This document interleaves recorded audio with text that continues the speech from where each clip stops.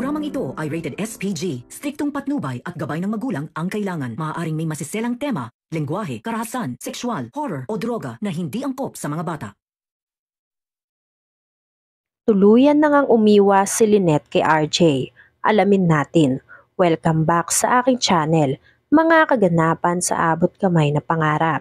Napaka-intense nga ng mga kaganapan sa abot kamay na pangarap. Masayang-masaya nga ang puso ni Claire matapos pagbigyan muli ni Robert ang pag-iibigan nilang dalawa. Nagkaroon kasi ng lakas ng loob itong si Claire na aminin kung ano ang nararamdaman niya para kay Robert. Matapos sabihin ni Lynette kay Claire na walang namamagitan sa kanilang dalawa ni Robert. At kahit kailan ay wala ng pag-asa na maging sila ni Robert. Hindi naman alam ni Lynette na narinig lahat yon ni Robert kaya nasaktan ng husto si Robert at si Claire ang ginawang panakipbutas nitong si Robert. Hindi naman nagustuhan ni Annalyn at hindi matanggap ni Annalyn nang malaman na nagkabalikan na agad-agad ang tatay niyang si Robert at si Claire. Buong akala kasi ni Annalyn ay si Lynette ang mahal ni Robert at handang mag-antay itong si Robert kay Lynette kahit ano ang mangyari. Pero sinira ni Robert ang tiwala ni Annalyn.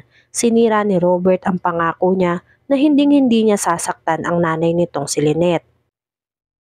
Nararamdaman kasi ni Annalyn kung gaano nasaktan ang nanay niyang si Lynette. Kahit pa sabihin ni Lynette na masaya siya para kay Robert at kay Claire. Alam ni Annalyn na nagpapanggap lang si Lynette na masaya sa harap nila Robert. Kaya nang kausapin ni Robert si Annalyn, doon nalaman ni Annalyn na si Lynette pala ang may kasalanan kung bakit mas pinili na lang ni Robert na bumalik kay Claire dahil sa mga masasakit na salitang narinig ni Robert mula kay Lynette. Samantala, balik trabaho na nga itong si Giselle sa Apex matapos pabalaki ni Robert si Giselle sa Apex dahil bagong CEO na naman ng Apex si Robert. Kaya may karapatan na si Robert na ipasok sa ospital nila kung sino man ang gusto nito, lalo pa ang kapatid niyang si Giselle. Kinagulat naman ni Morgana kung bakit nakapasok ulit si Giselle sa loob ng Apex at nasa conference room pa ito. Ang alam kasi ni Morgana ay ban na si Giselle sa Apex pero matapang na sumagot si Giselle na wala nang saysay ang ban sa kanya dati dahil kapatid na ni Giselle ngayon ang bagong CEO ng Apex. Kaya may karapatan na si Giselle na magpabalik-balik sa loob ng Apex at wala nang magagawa doon si Morgana kundi magtiisan ulit sila na makita ang mga mukha nila. Inis na inis si Morgana dahil kung siya ang nanalo bilang CEO ng Apex ay malamang ubos na din ang board members dahil paniguradong lahat ng kumontra sa kanya ay aalisin niya para palitan ng mga taong loyal sa kanya. Paglabas ni Morgana sa conference room, si Claire naman ang nakita ni Morgana sa hallway. Hindi matanggap ni Morgana ang ginawa ni Claire sa kanya sa restaurant. Naisahan kasi ni Claire si Morgana nang magpunta si Morgana sa restaurant dahil ang usapan nila ni Claire ay kasama si Morgana sa reservation nito. Pero nagkamali si Morgana. Inaway pa at pinagtabuyan pa ni Claire si Morgana sa harap nila Lynette at nitong si Robert dahil nagbago na daw ang isip ni Claire na kaibiganin si Morgana dahil masama ang ugali nito.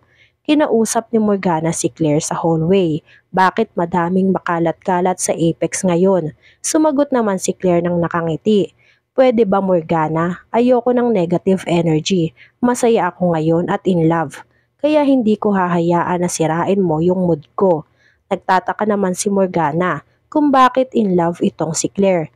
Dito na nga sinabi ni Claire na nagkabalikan na sila ni Robert at wala nang makakapigil sa pagmamahalan nilang dalawa.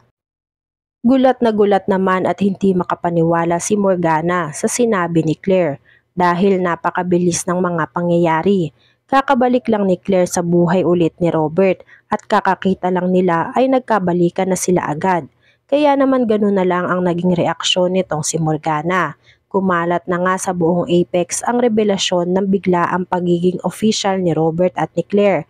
Lahat sila ay nagulantang dahil ang buong akala nila ay si Lynette ang pinopormahan nitong si Robert. Tapos bigla na lang na may ibang babae pala itong si Robert at ang ex-girlfriend niya pang si Claire. Naglabas ng sama ng loob si Morgana kay Zoe. Hindi daw papayag si Morgana na mag-end up si Robert kay Claire dahil dapat daw ay kay Morgana mapunta si Robert, hindi sa ibang babae. Nagsabi naman si Zoe kay Morgana na tigil-tigilan na ni Morgana ang ilusyon niya dahil nasa ibang pagkatao na ngayon si Moira at siya na ngayon si Morgana. Kaya malabong gustuhin siya ni Robert, lalo pa at kamukhang kamukha lang ito ni Moira na kinaiinisan nila Robert.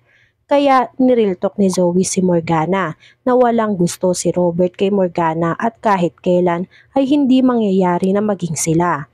In fact nga ay masaya si Zoe dahil sa wakas ay hindi mapupunta si Robert kay Lynette dahil mas gugustuhin ni Zoe na si Claire ang magkatuluyan kesa kay Lynette. Bagay na bagay daw si Claire at si Robert, bagay na kinaiinisan nitong si Morgana dahil pinangangalandakan daw nitong si Zoe na hindi sila bagay nitong si Robert. Nagsabi si Zoe na nagsasabi lang siya ng totoo kay Morgana kaya wag nang umasa si Morgana kay Robert.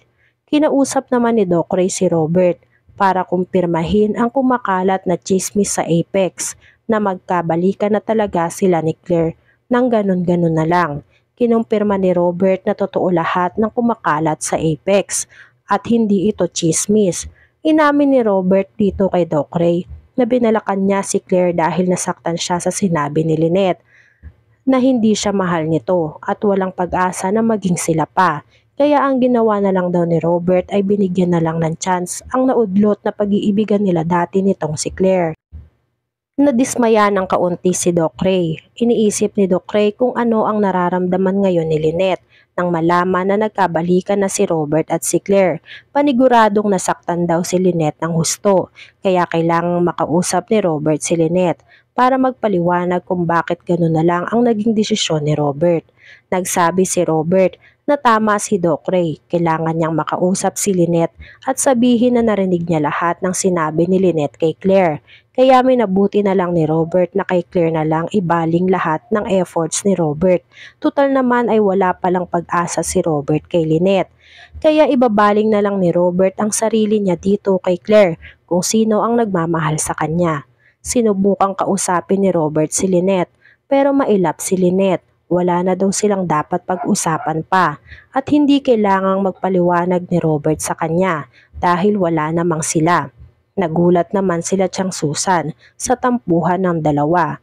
Walang kamalay-malay sila na iba na ang babaeng makakapiling ni Robert. Kaya ganun na lang ang reaksyon nitong si Lynette kay Robert. Pagpapatuloy pa ba ni Robert ang relasyon nila ni Claire o aamin siya kay Claire na si Lynette talaga ang totoong mahal niya? Yan nga ang mga kaganapan at mga dapat nating abangan dito sa Abot Kamay na Pangarap. Kung gusto nyo pa ng mga ganitong klaseng video, ay mag-subscribe at like itong video na to. Maraming salamat po. I got you!